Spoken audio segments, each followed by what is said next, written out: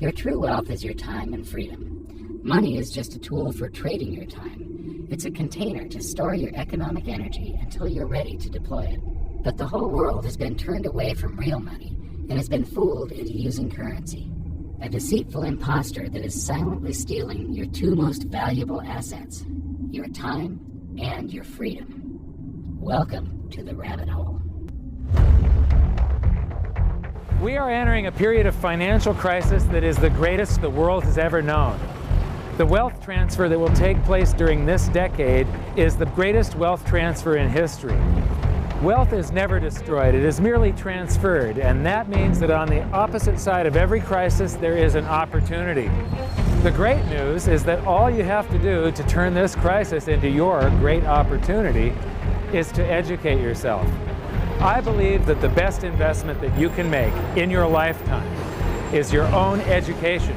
Education on the history of money, education on finance, education on how the global economy works, education on how all of these guys, the central bankers, the stock market, how they can cheat you, how they can scam you. If you learn what is going on and how the financial world works, you can put yourself on the correct side of this wealth transfer.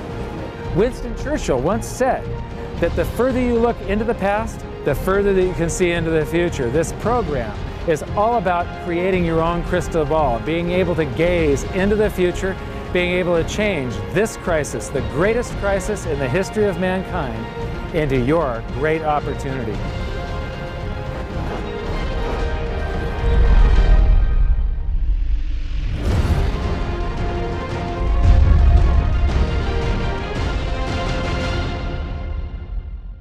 The hidden secrets of money, some of them are hidden in plain sight. They're like right in front of you. The way the monetary system works is something that isn't actually hidden away from all of us. It's out in the open, but it's complex and people just they can't see how it works. It's hard for them to imagine that we're living in such a hoax. Others are meant to be secret, but the truth is slowly coming out, like the Federal Reserve being a private corporation and not really part of the U.S. government. But when I started studying this, what I found was that there was no place that I could point people to where they could get it all in one spot. And so I basically decided to write my book about it and consolidate monetary history, economics, the markets, fundamentals of gold and silver. There's a lot of smoke and mirrors in economics, and I've sort of made it my job to lift the fog for people.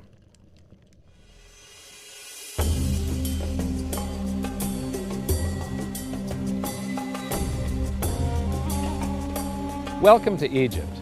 This is where it all began. Roughly 5,000 years ago, the Egyptians started using gold and silver as their predominant form of currency. But it was not yet money. The pieces of gold and silver that they were using were odd sizes and weights, odd purities, so it still was not interchangeable, where each unit is the same as the next.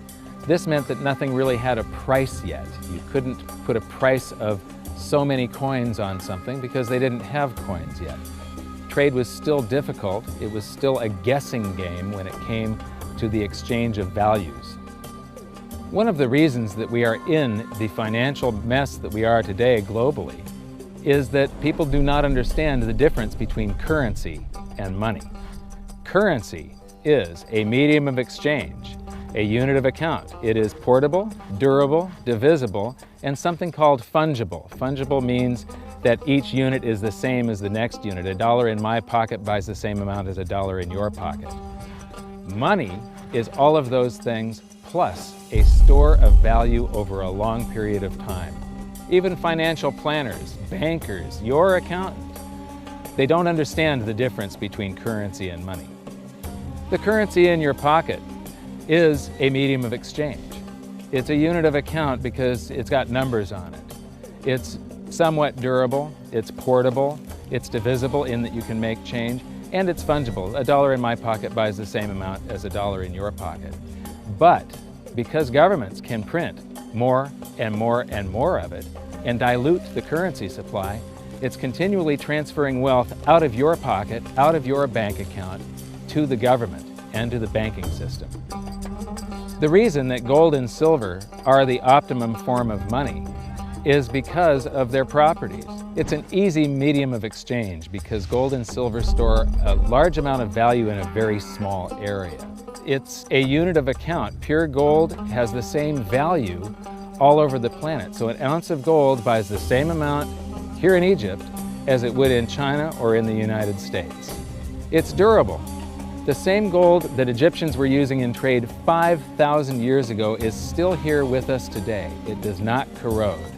It's divisible. You can make change with it. It's very portable. You could use something like oil as money. It's just that you can't carry around a barrel of oil on your back. It's fungible. Pure gold is the same wherever it is on Earth. Pure silver is the same wherever it is on Earth. It's limited in quantity. That's the reason that it maintains its purchasing power. Governments cannot print it. Over the last 5,000 years, only gold and silver have maintained their purchasing power. There have been thousands upon thousands of fiat currencies, currencies that are unbacked by gold or silver, and they have all gone to zero.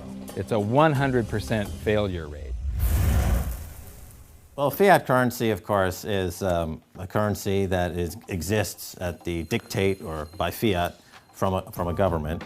You say they have their printing presses, and the paper money rolls off the printing presses. And then they give it the fiat designation, which makes the currency official. It's just worthless paper.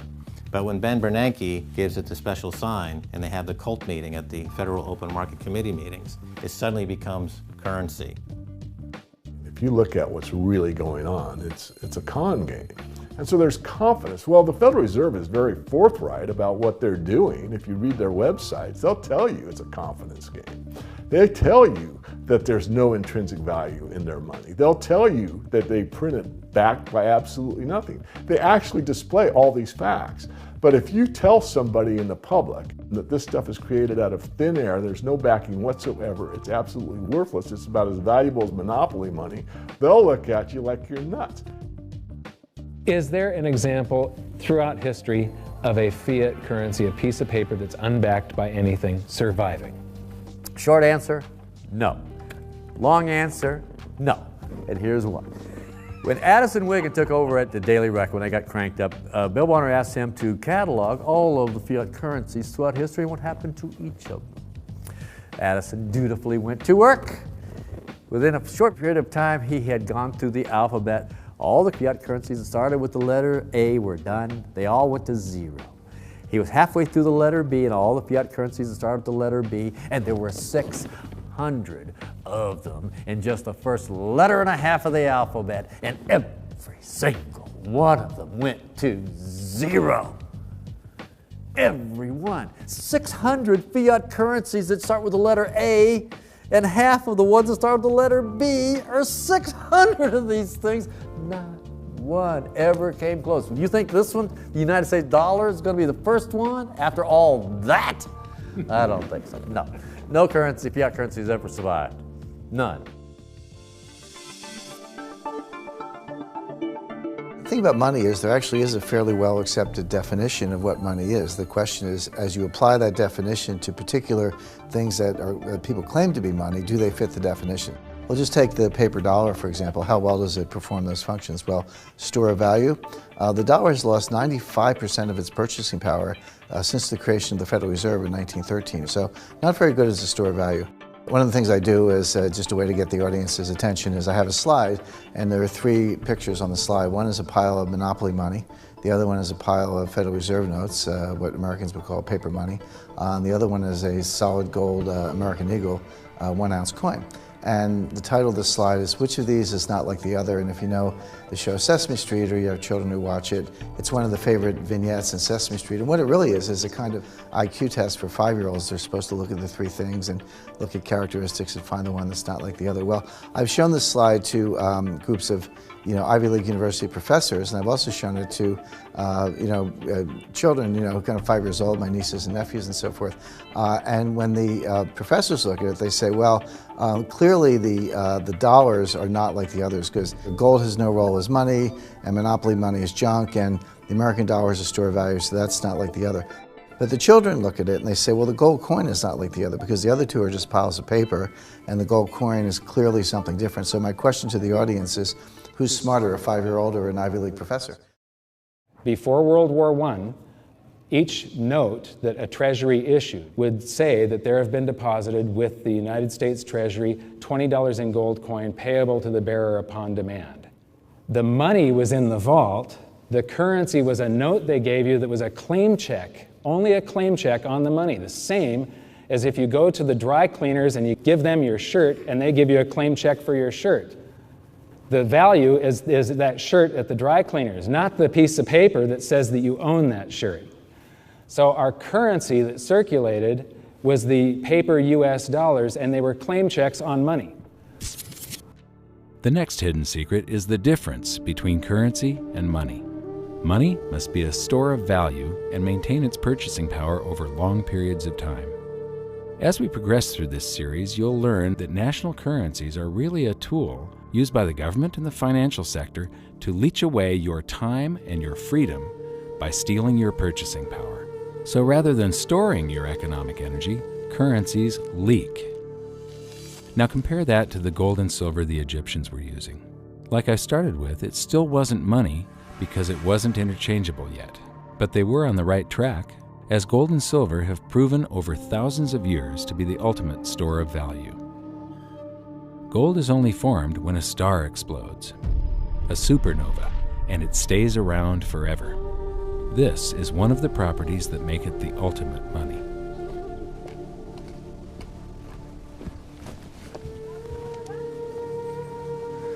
You know, people are amazed that after 5,000 years, the pyramids are still here.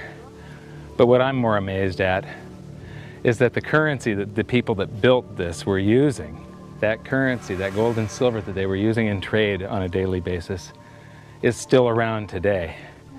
It may have been melted down and re-refined and it's in a coin or a bar or in some piece of jewelry, but it's still with us today and it still purchases something.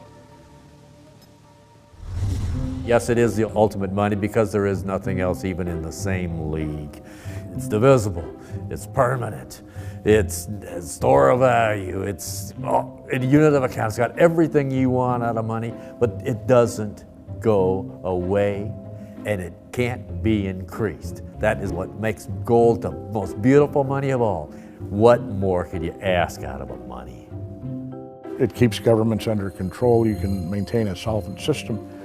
Governments don't like gold at present because they're getting away with the fiat currencies, and they'll do everything they can to discredit it as an asset class. I mean, my goodness, gold has outperformed the Dow Jones Industrial Average in each of the last 7 years, yet it's not considered a legitimate asset class. Why? Again, it's the fear that maybe gold will be imposed on the system, that it will constrain government ability to spend beyond its means. They can't print it. They can't print it, no. The proper definition of inflation, I use Milton Friedman's definition. Inflation is an expansion of the currency supply. Deflation is a contraction of the currency supply. If you expand the currency supply, eventually prices will rise. And if you contract the currency supply, eventually prices will fall. This is a pool, but it's not a pool of water. This is the currency pool. And these are prices.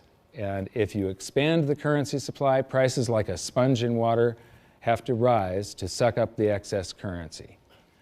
Governments never stop printing more currency and adding currency to circulation.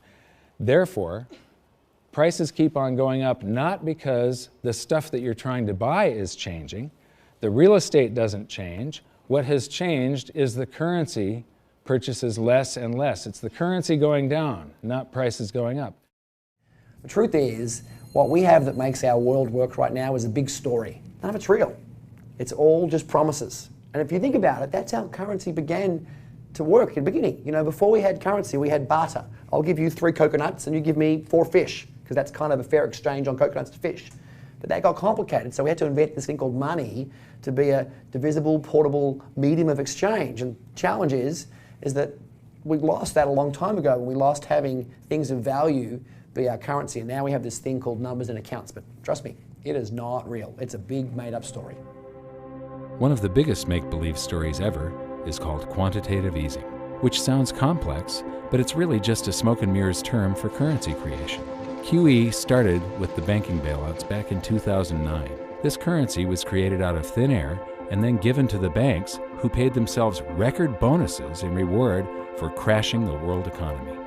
This is a global phenomenon, but all you have to remember for now is that whether it's QE bailouts or stimulus programs, these are all just voodoo, hocus-pocus terms for increased currency creation. I believe gold and silver will reassert themselves as money. And when they do, there just isn't enough. And their purchasing power is going to go up many, many, many times. Egypt is an amazing place. There's a franticness about it, and utter chaos, especially like the traffic. But when it comes to like all of the merchants that are trying to get every last dime out of you, you get fleeced to the point where you come back with an empty wallet. But you know what? They're amateurs compared to Wall Street. In the past several years, I've spoken in many countries about the crisis that's coming, and a lot of people think that they're going to be okay in their country, that it's only going to happen to the United States or maybe the United States in Europe. But what they don't realize is that this is a global phenomenon. I got to show you something here. This is base currency in the United States. This is the number of paper dollars that exist, basically. It took 200 years to go from no dollars in existence to 825 billion. And then we had the bailouts, and then we had QE1, quantitative easing 1, then QE2, and then we had QE3, and then QE4, and then soon we're going to have QE57 and QE382. And it isn't just here.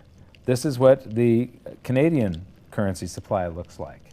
This is Australia, South Africa, Russia. Now, this starts out in just the year 2001, and this is like 18 times more currency in existence in a little over a decade.